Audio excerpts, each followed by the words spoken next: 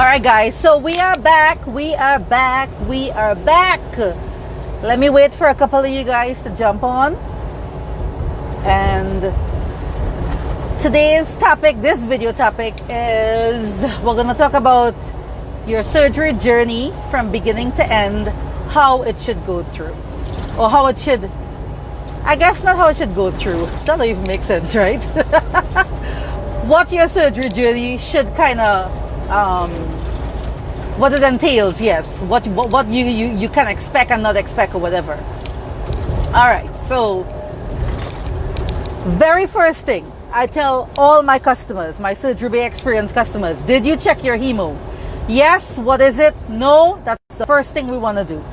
You have to make sure that your body is healthy for surgery. Because when you go to the Dominican Republic, I don't know about Colombia, I don't know about Mexico, I don't know about Miami.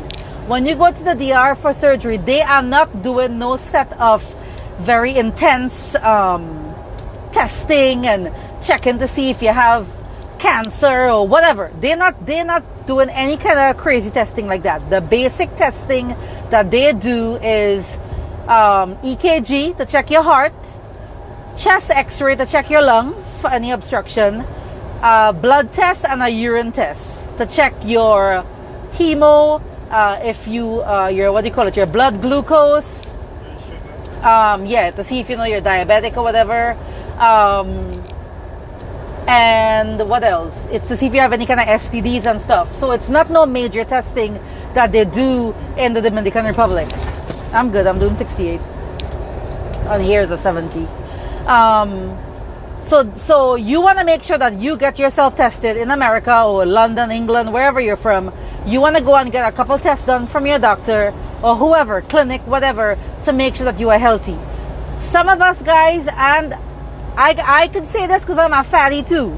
Some of us who are fat and overweight that don't like going to the doctor because we don't want to hear what the hell is going on with us, maybe pre-diabetic or diabetic and don't know, may have high blood pressure or be, what is the word for, what do they call it, pretensive, what is it, baby? What's the word for when you have, when you almost have high blood pressure? I forget the word, pre-something too, they call it. So you could have all these things going on with you and you don't even know. You could have whatever, asthma and you don't even know, whatever, I'm just making an example. You could have things going on with you and you're not aware of it. So they're not going to go down in the DR and test you all of this for you to know, okay, well, all right, we can't have preeclampsia, thank you. So you want to make sure that you have all of these tests done in America. And I have it on my feed, guys. It's on my feed. All the different tests that you want to get done, that if you have insurance, especially pre-hypertensive, that's it too. Preeclampsia is the one with the pregnancy, right?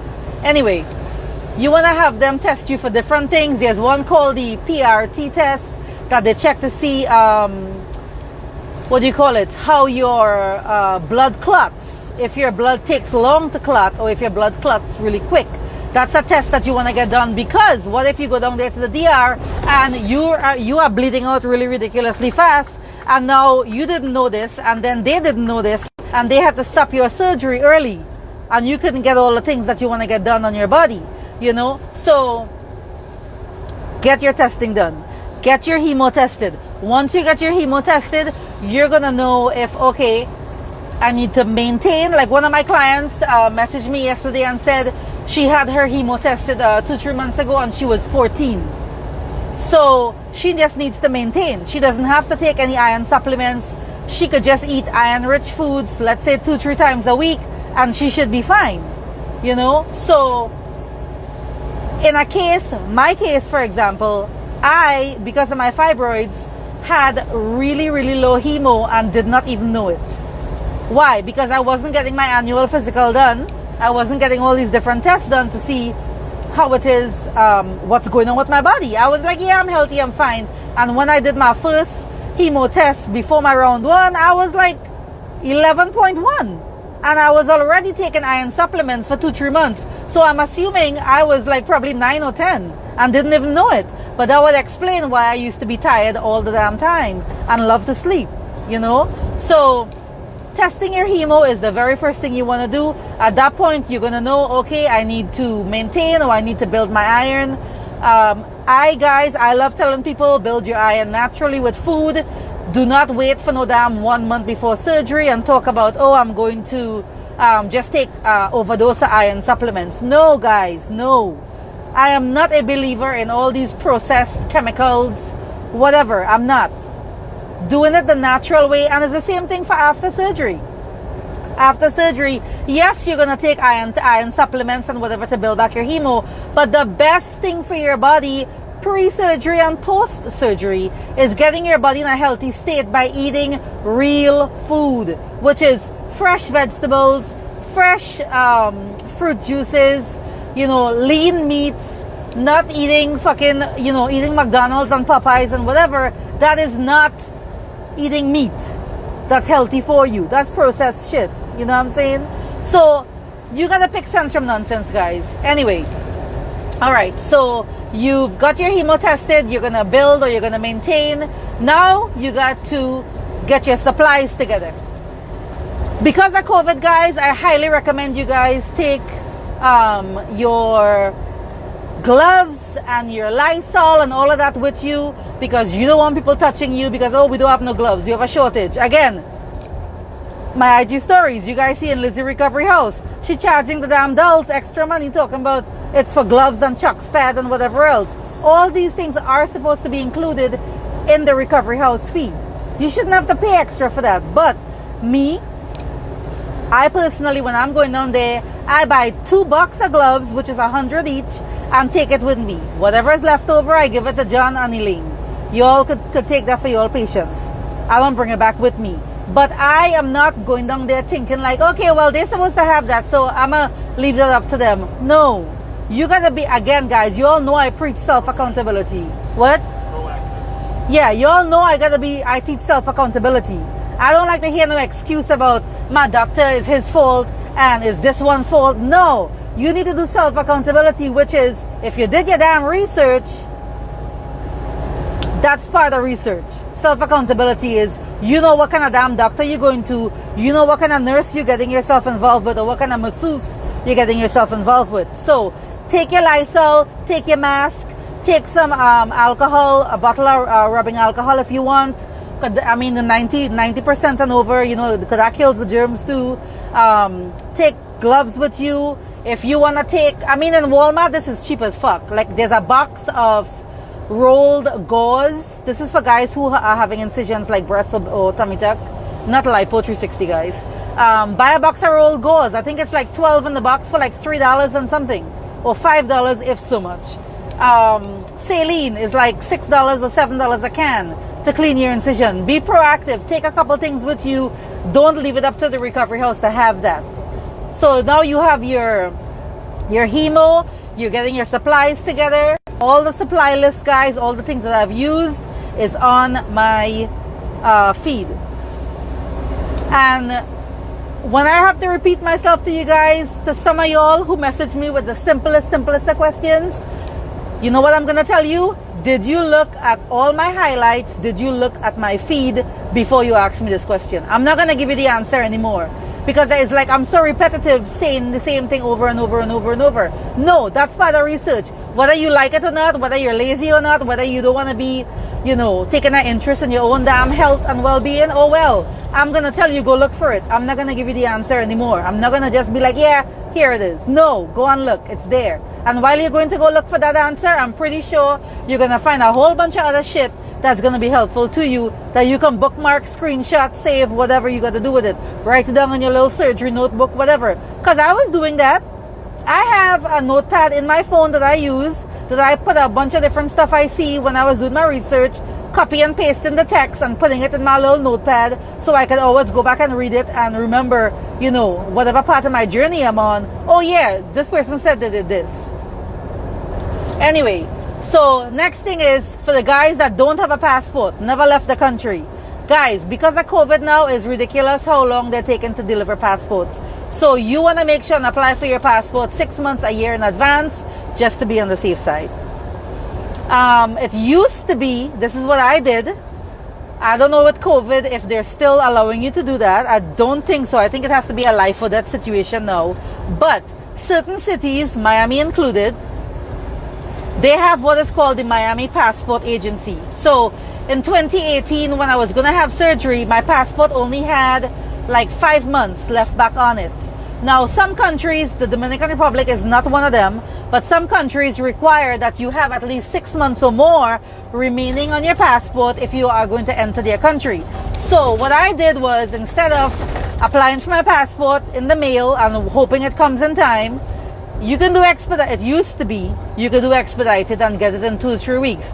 So I went to the Miami Passport Agency, went on the website, did the appointment. Remember, this is pre-COVID. And they will give you your passport within a day or two if you are traveling within 14 days and you have your plane ticket as proof to show them. So that's what I did with the, and you have to pay the expedited fee, the $60, to get my passport really quick, opposed to just sending it out in the mail and waiting to see if it'll come in 2 to 3 weeks. So that's when I renewed my passport in 2018. And then for my hubby, I did the same thing for him when he was getting his passport in 2015. So I did this. I booked a flight as well. We were traveling within 10 days. Yeah, we were traveling within 10 days, and I think we went on a Monday, and they told me come back on Wednesday to pick it up. And, you know, again, this is before COVID. So now I think they're saying online, to do that passport agency, you have to have somebody who died, I think, as proof that that's why you need your passport ASAP. But hopefully COVID is going to be done and over with by next year sometime, and we can go back to regularly scheduled program, right? So, hemo testing, getting your passport, deciding on a doctor, and paying your deposit. Paying your deposit. Guys, these doctors down there in the DR is crazy. Various ways to pay your deposit. Western Union, I don't think they're doing MoneyGram down there. Some of them do Zelle because they have an American bank account. Some do PayPal. There's a new one, well, not a new one, but there's one of my patients, Dr. Mora, asked her to do it this way, and it didn't work for her because I don't know what the fuck be happening with this app and these people. She actually had to go and do a bank wire transfer for him to pay her deposit, which is Carib Express. So Carib Express is like their version of Western Union. But there's an app that's called Share Money. And the Share Money app, when you are going to send money to somebody through it, they have an option where you choose delivery. Okay, you would choose either for the person to go pick it up themselves at a Carib Express office, because you'll see it there, the different offices with different addresses. So different branches then that the person can go pick it up, and you would choose which one you want them to go pick it up at, and you know, you'll tell them. But there's another option for $10 US called delivery at home. And what it is that it's actually US dollars Carib Express will take to the person, and you're going to put in the person's name and the address for where the delivery is going to happen. So a lot of times it's the doctor's office is what, like Dr. Mora had given her. His office address and his name, and Carib Express will bring US dollars, not pesos, to him. So local Dominican friends of ours, that's how they would send money down there, and they would bring the money to the people, to their family members, whatever. And they would do it like that because when the family members get US currency in their hands, when they go exchange it, they're getting a better exchange rate than if they were just going to get pesos. But the thing with the cash Share Money app, my patient said that she tried doing it with 3 different cards and bank account, and it was giving trouble, like it wouldn't go through for some reason. I had done it not long ago to send money to one of our friends for COVID, and I was getting problems too. They wanted to verify your identity with your driver's license. I called them, they were like, I don't know, all kind of crazy stupid shit. So for me, that would be a last resort. Now, I think you can only send $2,000 US max in a 30-day period or something like that. So if you guys want to send money to yourself, that would be an option for you because you don't want to travel with a lot of money, or you end up in some kind of issue and you need money. You need to get some money. So you can use your Airbnb address or your recovery house address and have them send this money, have it delivered straight to you. Or you could Western Union app. Western Union money to not yourself but to somebody else. I don't know. I need to research that. If you can actually Western Union money to yourself in another country with the app, with your American or wherever you're from bank account, or if you have to send it in somebody else's name and go pick it up. So I need to do my research on that. Anyway, so you pay your doctor's deposit, then you do your research and decide Airbnb or recovery house and choose whichever one it is and book it. Your transportation, most important, you have to decide to Uber or a driver. Again, all of this is on my feed, guys. I know you guys don't like to scroll, but scroll, read, watch, bookmark. So let's see. It's on your flight. My bad. Your flight. Make sure and book your flight. Okay, so flight. Some people ask me, should I do wheelchair service? Should I book first class? My issue, at least my experience, let me not say my issue, my experience. I only fly to Miami. So my flight to Miami is only 2 hours, 15 minutes. So I did not need the wheelchair service because Santo Domingo Airport is pretty small. It's only 2 floors and it's like not even 10 minutes walk from off the plane, sorry, not off the plane. From when you check in your luggage to your gate, it's not even a 10-minute walk, guys. It's like right there to right there. And they have an elevator because you're going to be departing on the 2nd floor. So I didn't do wheelchair service. Why I don't like wheelchair service is because some of the feedback I've heard other people say is when they do the wheelchair service, some of the TSA agents in Santo Domingo basically use that as they had surgery, so that means they probably have their faja on. I must see if I can get a bribe out of them, and they like to call it give me a tip. So what they do is they've pulled these people into a back room and tell them, all right, well, you're gonna have to take your faja off because we're gonna have to check you to see if you're transporting drugs or not, because some of you guys wear your lipofoam and whatever, right? And then, well, if you don't want to take your faja off, because could you imagine, I can't even imagine trying to put my faja on back myself. My husband is the one that puts my faja on for me every time, seriously. That shit hard too. Yeah, you hear him, it's hard too, because we wear it super tight. I wear it super tight. So it's hard, it's very painful on your fingers trying to put it on. Anyway, so they'll tell you, give me a tip and you don't have to take your faja off. So I don't like that. I don't like that at all. Some of these people are basically taking advantage of you because they know your ass in the wheelchair because you had surgery. You know what I'm saying? So if you have in Miami, if you have a long because Miami is a big ass airport, and Fort Lauderdale is a pretty big airport too. So if you have a long walk to your gate, then I can understand, yes, get the wheelchair service. But the DR part of it, I wouldn't do it just because of that reason. Now, my husband got pulled into the back room and got stripped naked. Not underwear on, balls out, naked. Babe, they told you to bend over and cough, right? Yes. Okay, so round 1. Gloves ready to snap on. Oh my God, he said they had the gloves on ready to snap it on their hand, to stick it in his butt. Oh my God. All right, so round 1, John told me, do not wear your lipofoam and your poisey pads. Just wear your stage 2 faja with your tank top. That's it. For you guys that are having a lot longer flight and connection, I would recommend take your lipofoam or your poisey pads with you, and when you get on the plane or you get into America, then put the pads in. Because when you go through TSA in the DR, they pat you down, and when they feel, in my husband's case, in my case too, the girl felt it, but in my husband's case, it was a guy that searched him. So we're going through regular TSA. This is not take you in the back room yet. This is regular TSA. When you put your little bag through the X-ray machine and whatever, they also bodily pat you down. So when they're patting us down now, they feel the hooks on your faja in the front of my husband. And the guy was like, oh, come with me. Now, mind you, the guy doesn't really speak English. I don't know what the fuck is going on. Why are they walking away with my husband? This is round 2, not round 1. Round 1, we had no issues.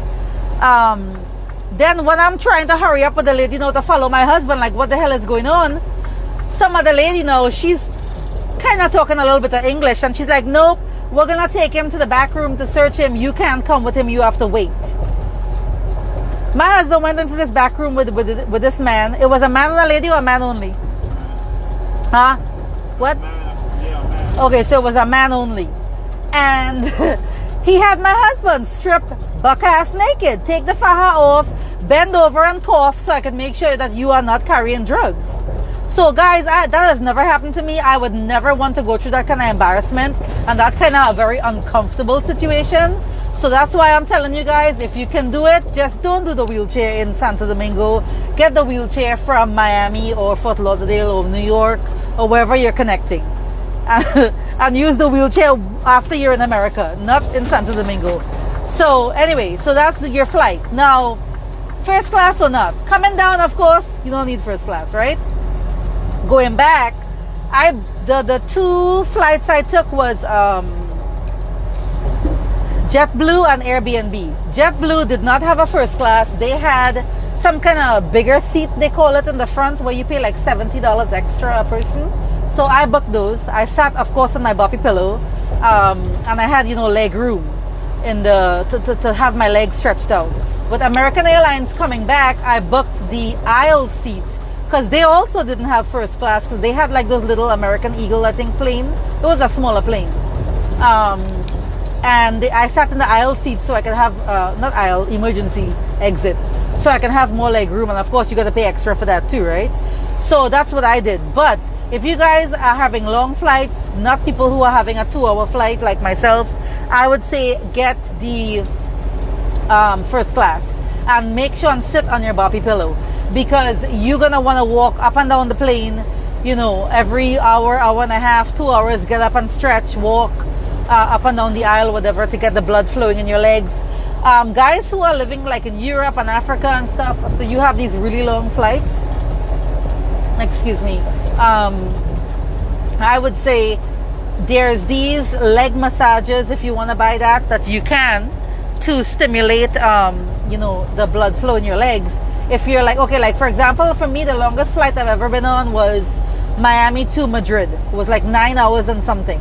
So if you have a 9-hour flight, a 14-hour flight, whatever, if you don't wanna get up and walk around, you can buy the leg massage. I think it's like not even $100. Look it up on Amazon or on eBay and use it, for that reason. So we've talked about checking your Hemo. At that point, you'll decide what you're gonna do.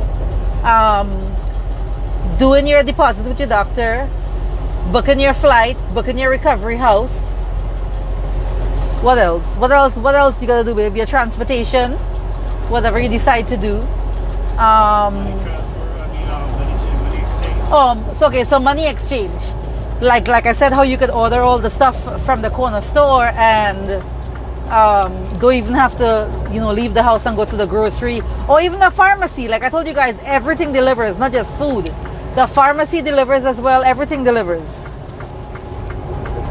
So when you get into SDQ, into Santo Domingo, again, I'm teaching you guys from my mistakes. When we first got into Santo Domingo, I saw the cambio, the money exchange, right there as soon as we were going through immigration, which is where they stamp your passport.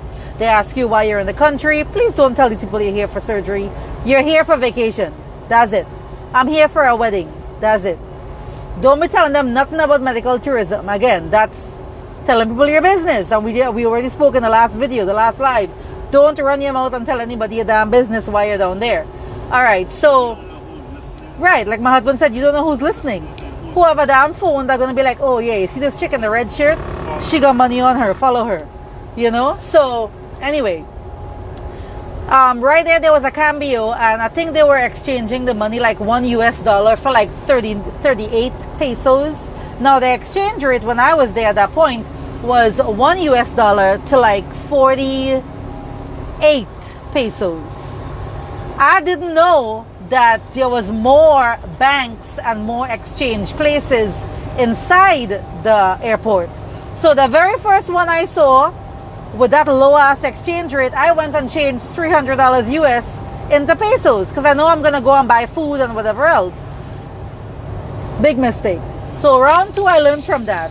Round 2 I came out into the food court, and in the food court there was either 2 or 3 banks, but the one I used was the bank called Popular, and they gave me the exact 48 or 49 or whatever it was to $1 when I exchanged my money. Now again guys, you don't have to exchange money. If you want to, you can, but some of the things that if you exchange money, what you would use it for, again, delivery, food delivery, pharmacy delivery, if you go to eat out, taxi or Uber, because some of them, the taxi and Uber, you don't have to pay with a card. You can pay the Uber driver with cash, literally like a regular yellow cab. You could just pay them in cash even though you're using the Uber app. What else, babe? If you go to eat, you want to tip anybody, like tip the recovery house staff, or Watch how you tip me. you know. Tip me $5 US now. What's that? Don't give me no $5 US tip. How much? Accordingly to what the our standards are. Okay, so my husband said don't be giving nobody no $5 US tip. Just like that. You could tip them to the DR standards, which is maybe US like $2. I don't mean your recovery house nurse, no. Or your overnight nurse, or who's somebody who's taking care of you daily. I'm talking about, like, example, this happened to us in the airport.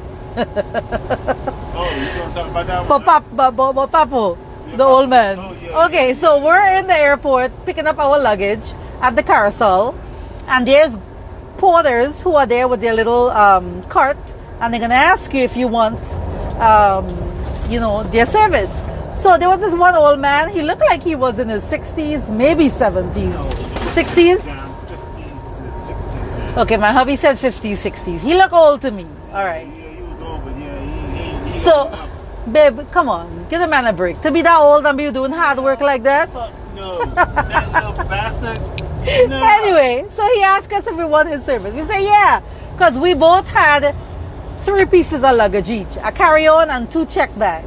So that's 6 pieces of luggage, right? While we're there waiting for our bags to come down on the carousel, I don't know if he thought we didn't look like we were serious or whatever, I don't know. He left us and went to somebody else and was asking them if they want his service. So when the person told him no, then he decided to come back to us. So my husband's already looking at him side-eye like, what the fuck? Yeah, exactly. Oh, so you don't want to take our bags now? Anyway. I'm about to say, forget it. So my husband said he was going to tell the man, you know what, forget it. And then you said, nah, let him take the No, bag. so you know me, I'm soft-hearted. Guys, I'm soft-hearted, especially You when said let him take the people are working hard. I'm soft-hearted. I'm like, you know what, yeah, let's use his service. Next time, I'm doing my own bag. Forget that. So he take our luggage and we go outside by the food court. This is the first floor. And I go into the bank to change the money into pesos. I didn't know that my husband already tipped him how much? $4. So my husband tipped him $4 US. Is what my hubby is telling me. More than enough. Right? So I go in the bank, I change money, whatever. My husband is now outside with the luggage. I think he was That's when Elaine came. he was going he was yeah. So then Elaine showed up with the rent-a-car. Yeah. So okay, so Elaine showed up at this point and my hubby is trying to see about getting the luggage in the car. The old man, the porter, got the tip from my hubby and he was so damn slick. He saw me coming out the bank, like he came back in to wait for me and he was like doing that, like give him a tip. So I gave him another $4 US in tip. I gave him pesos. So I told my hubby, I'm like, I just tipped the guy. Did you tip him? And he was like, yes, I tipped him. And I was like, oh, I just tipped him too. So he, Dipper. yeah, my hubby said he's a double dipper. So he pulled a smart one on us. So, Smiling on you. okay, he pulled a smart one on You me. should have come to me because because I already told you. Once he did that like Yeah. that, I wasn't planning on having him no more. So then there's a security guard now who is out there in the parking lot. So when you guys get to Santo Domingo and you come outside the airport doors, Ignore the people, please. my hubby said ignore the people, just ignore all of them. Ignore them. Act like they ain't even there. You know what I'm He saying? said ignore them and act like they're not there. So this was a different time. My best friend, this was round one. We brought her to the airport for her to go on her flight to go back home. And we parked the car in the little parking lot That was because the second time when the security was the that did that? Okay. Yeah, because So that was when Tony and Elaine was there with us, if you remember. That was the second time. That was when the security came through with the old man. I thought that was the first time when the security on Elaine was laughing and told him no. That was number two. Anyway, guys, the point of the story is we parked the car in the parking lot and then you cross the street and come right over to the sliding doors, which is the first floor, and the food court is right there. So as soon as you exit the airport, you'll see a parking lot which is for rent-a-cars, and a parking lot where a regular parking lot where your driver more than likely may park his car there. So it's not a far walk for you when you come out the airport. Anyway, so we parked in that little parking lot. We come back to our car now. We weren't even gone for like not even a good hour or whatever. The security guard, who is his job to secure the parking lot, right? To make sure nobody's breaking in cars or trying to steal cars, whatever. He gonna come and tell us, oh, I was guarding your car, so you gotta give me a tip. We were like, what? What do you mean you were guarding our car? You weren't personally guarding our car. He was guarding everybody's cars. But you know, he heard us talking English, so oh, they're tourists. You know, so let me see if I can get some money from them. We didn't give him a tip, and then Elaine said whatever to him in Spanish, whatever, and we were laughing like, are you serious? So believe me, everybody, when they hear you talk English and you don't speak Spanish, or they realize you're a tourist, whatever, not everybody, that's generalizing. Some people will try you. They will all be telling you, can I get some money? Can I get some money? Or they'll say, I'm hungry or whatever. Or they'll try to talk to you and be nice to you, and then before the conversation done, you got Oh, $5. yeah. So my hubby said they'll strike up a conversation with you and try to chit chat with you and kiki, and then before the conversation is over, they'll be like, "Can I get some money? I want to buy something to eat." That's usually what they tell you. Can I get $5? Guys, listen. Honestly, if it was up to me, like my hubby a lot of times have to put me in check, because if it's up to me, I would just be handing money to people all the damn time. Especially when they say I'm hungry, like, ooh, that triggers me. You know, that triggers me. And again, that triggers me because I grew up poor. I grew up poor in a Caribbean country. I know what it is like to have parents that are not working steady jobs, that, you know, the basic necessities is hard to come by. You know, sometimes you're eating the same whatever meal for days and days and days and days, because that's all whatever is growing outside in the yard. Your parents go pick it, whatever, and cook it. You know, so for me, when people tell me they're hungry, it triggers me where I'm like, oh, okay, here's some money. You know, again, I'm not saying everybody needs to go down there with a stack of $5 bills or $1 bills and tip people randomly like that. But whatever your heart leads you to do, you know, that's your personal circumstance. I don't know. Hey, everybody, look at the people's eyes. Look at their hands. Look at their feet. If you take the time to look at that, you can tell if somebody's hungry or not. Trust me, I can promise you. You may not understand what I'm saying right now, but when you see what I'm talking about, even out there in the homeless, when you look at people that's sitting there begging or whatever, you can see who's genuine and who's not. It's kind of, if you take the time to look, because a lot of people do not take the time to pay attention. Like, let me give you guys one story. We were in Missouri one day, and Missouri has a really bad meth problem. And this one guy was we were driving by this mall, and he had his car parked like by a tree with his girlfriend, wife, whoever, sitting in the car under the tree, and he was standing on the sidewalk with his little sign begging. And I think we went to the mall. No, babe, that's how we saw all of this. I think we went into the mall and we were in the parking lot, and that's how we saw all of this. And it just so happened that at the same time we were there is when he decided maybe he made enough money begging, and he just walked from the corner back to the car, jumped in the car, and him and his girl took off. And we were like, wait, he was just there begging with his damn I'm hungry sign. You know what I'm saying? And here's this man with a nice little four-door sedan with his girl sitting in the damn shade waiting on him. So you gotta pick sense from nonsense and see who's really genuine and who isn't or whatever. Watch the hands, watch the feet, and watch the eyes. My hubby said, what's their hands, feet, and eyes? Now, I'll be honest with you guys. People who do menial work, like those nurses at the recovery house, somebody was, in the Surgery Bay Facebook group, in one of the comment threads, one girl was talking about how designer dolls, right? How they pay their recovery house nurses something like $20 a day. Like I'm assuming, well, it's not 20 pesos, it's $20 US a day that they pay them. And I guess they treat them bad and the pay is terrible and whatever. And they expect like one person to work for the whole day and one person to work for the night. So they're not hiring multiple people where the job is easier, because it's multiple nurses.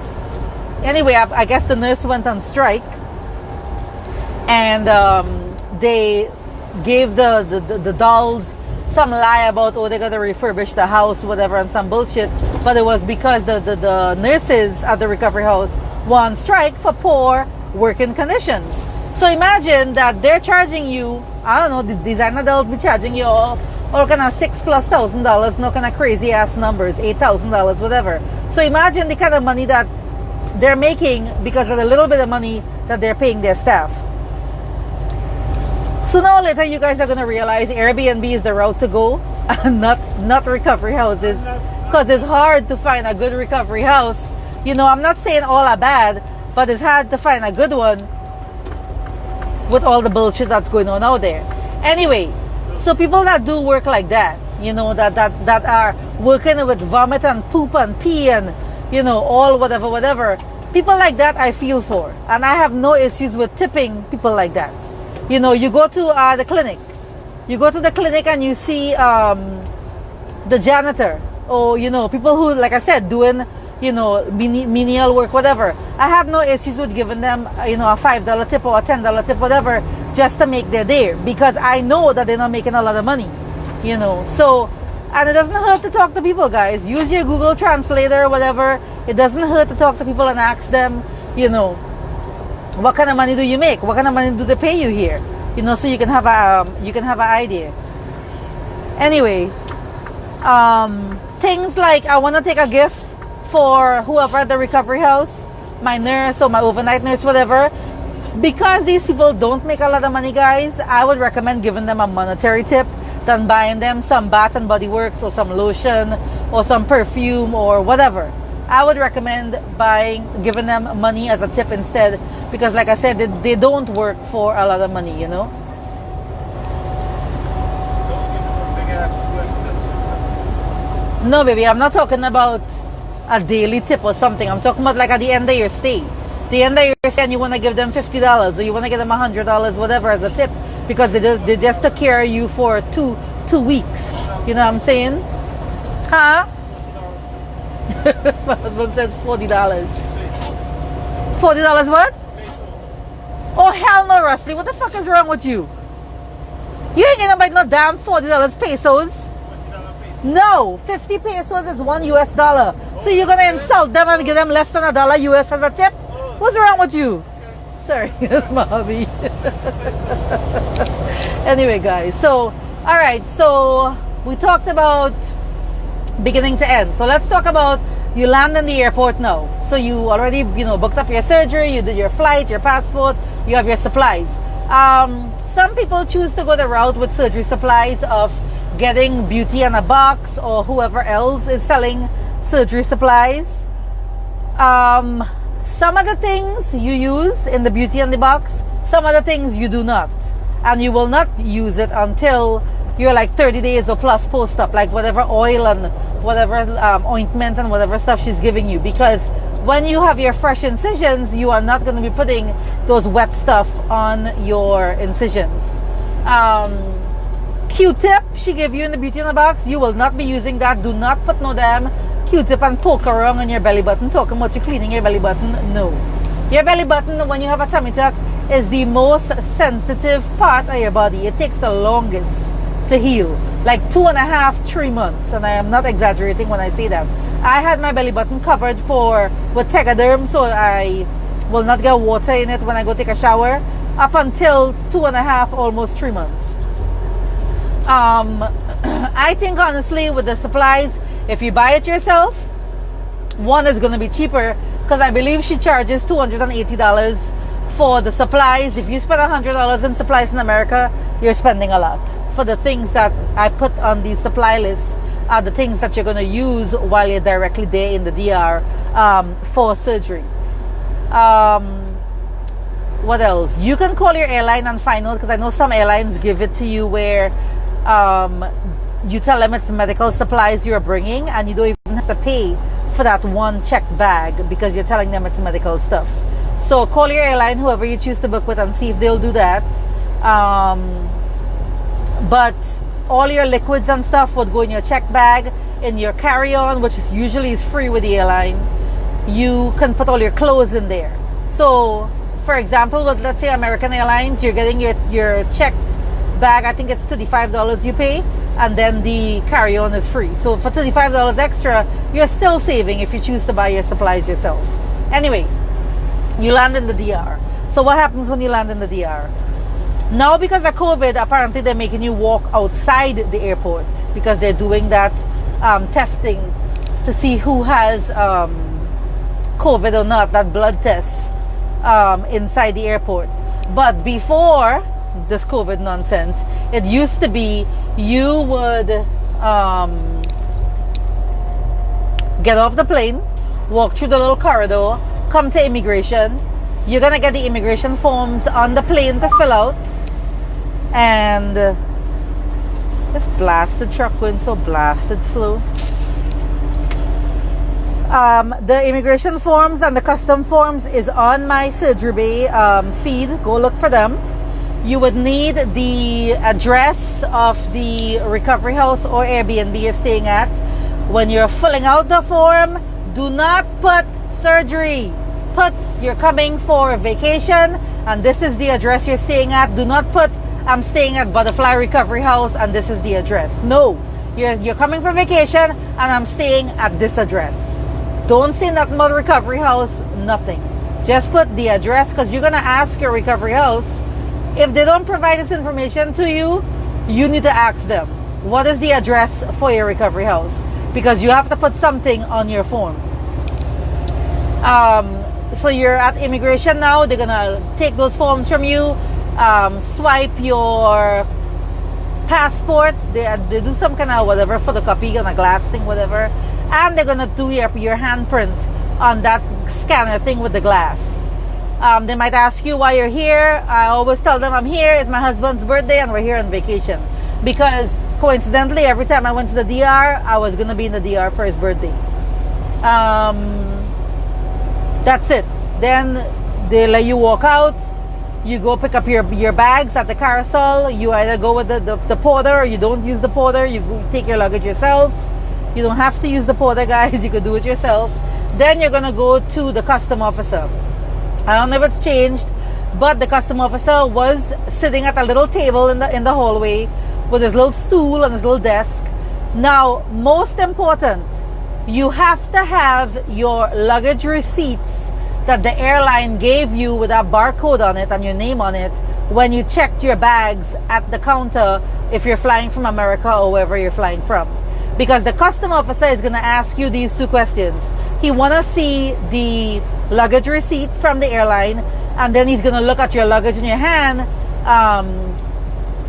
to make sure that you are carrying that's your luggage. That is not somebody else's luggage that you pick up by mistake. Give me something here. Let me see what somebody said about the immigration. They keep you in the airport.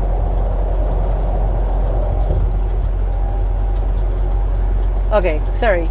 So, and then he's going to ask you, and all Caribbean, in fact, not even all Caribbean, all TSA in every country you go to ask you this.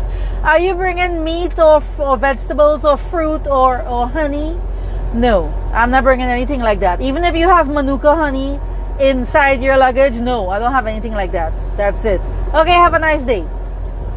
That's it. Now, if you are acting all nervous and crazy and like acting like, oh my God, I'm walking with $8,000 on me, and they're gonna think you're bringing drugs or some shit because you're acting, you know, very nervous and you're acting like suspicious. Then, yeah, then they might pull your ass over and start digging up all your shit, open up your luggage, asking you whatever. That's another thing too, guys. On the immigration and customs form, on the custom form, it's going to ask you, are you bringing more than $10,000 US? No, I am not bringing more than $10,000 US. I was discussing this in the Surgery Bay Facebook group yesterday or day before, whatever. When you go through TSA in whatever airport you're departing from, your country, you do not do TSA when you land in Santo Domingo. It's only when you're departing any country is when you go through TSA. So when you're departing Santo Domingo, you will go through their local TSA. But when you come into the country, you are not going through TSA. So there is no x-raying of bags, no, you know, digging up in your stuff, nothing like that. And in America, when you leave whatever airport you're flying out of and you go through TSA, guys, you don't have to do all this dumb shit about hide money in your socks and all kind of foolishness. Put your money in your purse, or like my hubby, on Amazon you can get it, or I'm sure on eBay too. It's this little travel money pouch. It looks kind of like a flat fanny pack, and you put it under your clothes, under your breast, on your chest, on your torso, and strap it in and wear it under your clothes. Wear a sweater, a jacket, whatever. You wear baggy clothes, nobody knows you have that on under there. You can do that as well. My husband did that. We split the money in half. He had half, I had half in my purse, and I always travel with those big purses in my hand. It's in the bottom of my purse. All my other shit is on top there, my jewelry, my iPad, my phone, whatever. And then he had the rest on him. So when we went through the X-ray machine in Miami in TSA, they were like, sir, what is that under your clothes? He was like, he just raised up his shirt. It's my money and my passport. They were like, okay, fine. That was it. Me, they never even asked me. Because think about it, guys. When you get your money exchanged from the bank, you're not getting $8,000 in dollar bills like you're going to the fucking strip club. You're not getting fucking stacks of money like that. Come on now. Yeah. My hubby's laughing in the background. You're getting $100 notes. Right? Because you're going to be paying your doctor, you're going to be paying your overnight nurse, you're going to be paying your recovery house. It's up to you if you want to get a couple $200 or $300 broken down into 5, 10s, 20s or whatever. But the majority of your money is $100 bills. So if you're carrying $8,000 with you in $100 bills, that's how much is that? 80 literal single notes. That's like yay big. They're not seeing that in your purse and be like, ma'am, why you got all this damn money with you? So it's not something that TSA is going to see in America when they scan your bag and they're seeing all this stuff in there.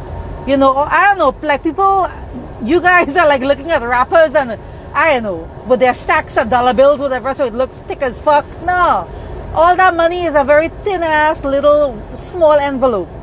Believe me, and we've traveled, when we went to the DR, we traveled like $15 or $18,000 in US. And I only broke down a couple $100 in 20s, 10s, and 5s. And I really didn't really need to use it. And the only reason I did that round one was because how I was paying John for my massages every day when he came, and it was $35 a massage. You know, so after that, I just took my money in $100 bills, and then I changed whatever into pesos, because that's what I'm going to be using to buy my little snacks and food, whatever, when we go out.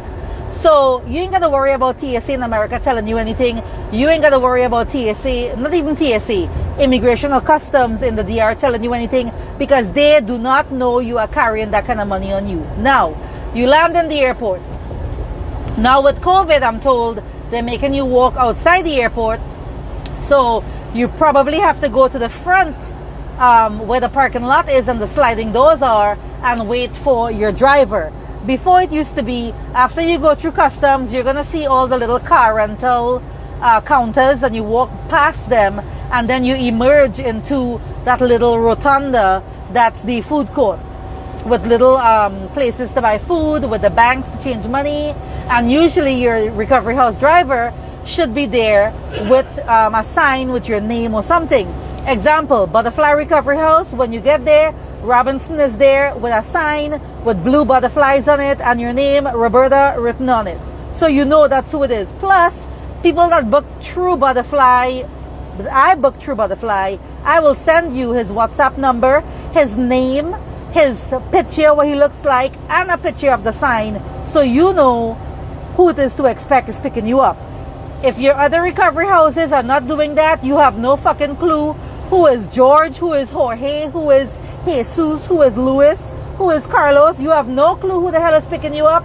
That's how shitty your recovery house is. Because they need to be preparing your ass to let you know when you come into Santo Domingo, this is who you're going to go with. This is his number if you need to WhatsApp him or call him or whatever to find out where the hell he is. Right? Because again, how are you going to know if they didn't tell you who the hell it is you're going with? In some random stranger car? You know what I'm saying? So make sure you guys get that information, guys, with you. Who it is that's picking you up in the airport. And again, your recovery house should not have you waiting. In the IG stories that I posted, one girl said, Lizzie Recovery House had you guys had them waiting hours. Not 1 or 2 hours, hours at the airport to get picked up. And then they're calling her on the phone, she's not answering, whatever. You know, so make sure, guys, your recovery house gives you all this information and they don't have your ass there waiting hours in the hot ass sun to figure out who the hell it is that's coming to pick you up. So, right, now you changed your money into pesos in the cambio, you got with your driver, you're in his car. Now where is he taking you? Depending on the time that you get into the DR, he's going to be taking you either to the recovery house or to the doctor's office. When I had my both surgeries, when I flew into the Dominican Republic, I immediately went to the doctor's office and paid for our surgeries. Even though I was in an Airbnb and, you know, my shit is safe in the Airbnb, I still did not want to have all that money on me. So I immediately went to Dr. Lawrence's office and paid him for our surgeries both times. Paid for like the medication list. I had bought my boppy from Jenny, his assistant, like different things like that you can pay for one time. So get the majority of the money off for you. If you don't get a chance to go to your doctor until the next day, then again, all of these are questions you should be asking your recovery house in advance. Wait, do you have a safe for me to put my valuables in, my passport, my money, my medication, my painkillers, whatever, and lock it up? I don't know about the other recovery houses, but Butterfly Recovery House, they do. Every doll has their own personal safe that you can lock your shit up and you ain't got to worry about another doll or anybody stealing your shit. Right? So the route would be with your driver from the airport to the recovery house or to your doctor's office. Now, a lot of people are all with this bullshit about put your money in your socks and hide your money and because, you know, people are going to rob you. Guys, I have to be so, I don't know what, patient when I read stuff like that because it pisses me off to no end because I hate fucking people stereotyping people and talking dumb shit like that. Okay, the amount of crime that happens in America, none of y'all Americans have any fucking right to talk about, you girl, you gonna go to the DR and they gonna rob you. Wear raggedy clothes. Don't dress up nice and go to the DR because they're gonna rob you. Really, bitch? Really? Really? So you land in the airport and from what I just told you all, right? Who the fuck is robbing you? Between getting off, let me say it like this. Between you leaving your house, jumping on the plane, let's say in Miami, in America, and then landing in the Santo Domingo, going through immigration customs, meeting up with your driver, and then going to the recovery house or doctor's office, where is somebody robbing you? So there's a line of robbers and thieves just standing by the airport with a gun waiting to rob you all, right? Anybody come off the plane, oh, they got money, let's rob them. How dumb does that fucking sound when I say it like that? Guys, you want to get dressed up? Because, yeah, I be wearing my little coach and my little whatever and going down there with it. You want to look cute and dress nice and go down there? Go down there with your shit.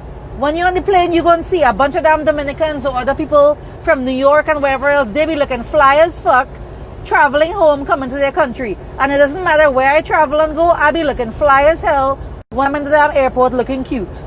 Okay? People are not at the damn airport in a foreign country with a gun waiting to rub your ass.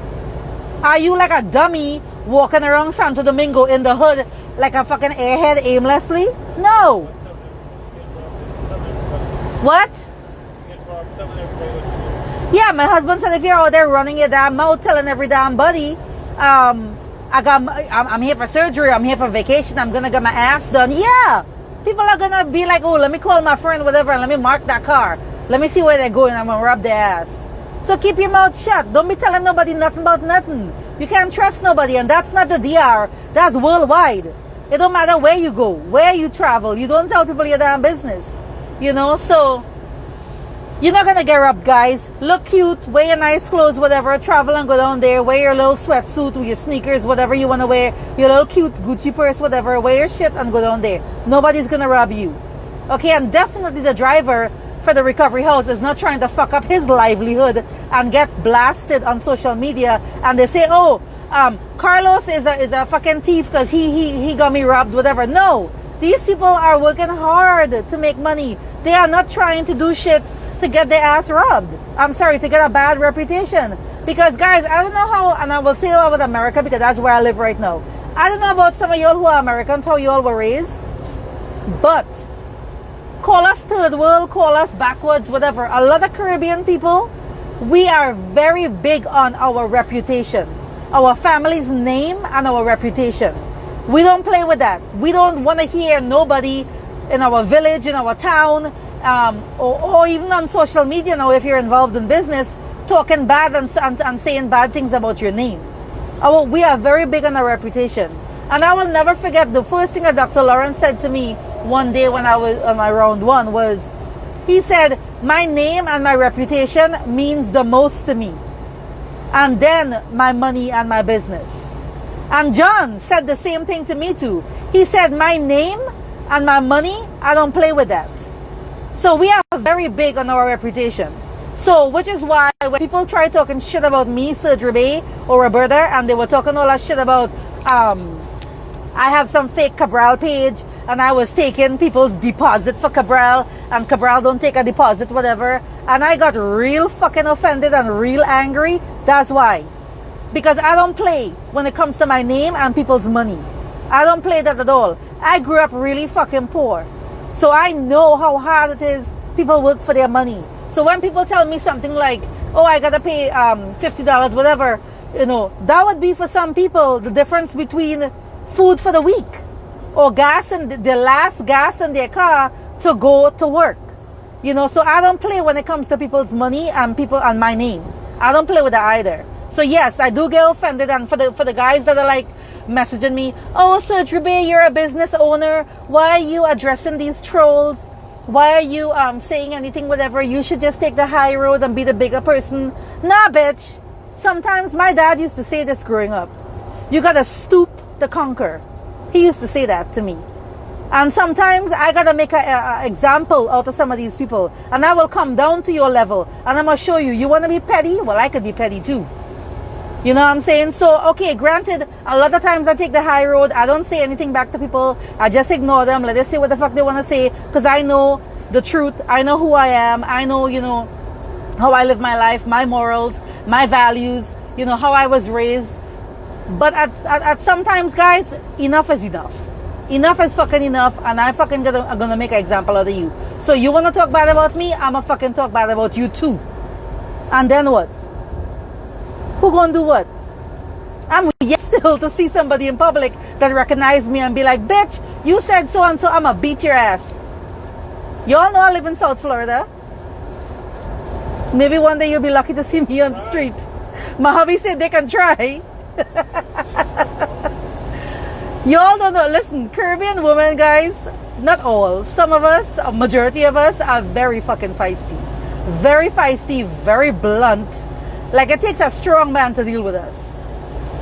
Anyway, guys, my hubby say, like me, he's back there piping up. I like beating The live is about to end, guys. Really quick, I got 20 seconds. If you guys want me to do another live, let me know really quick in the comments. Otherwise, I will talk to y'all another day. Type 1. Probably say type 1. Say something fast. We got 6 seconds. All right, guys. So we will.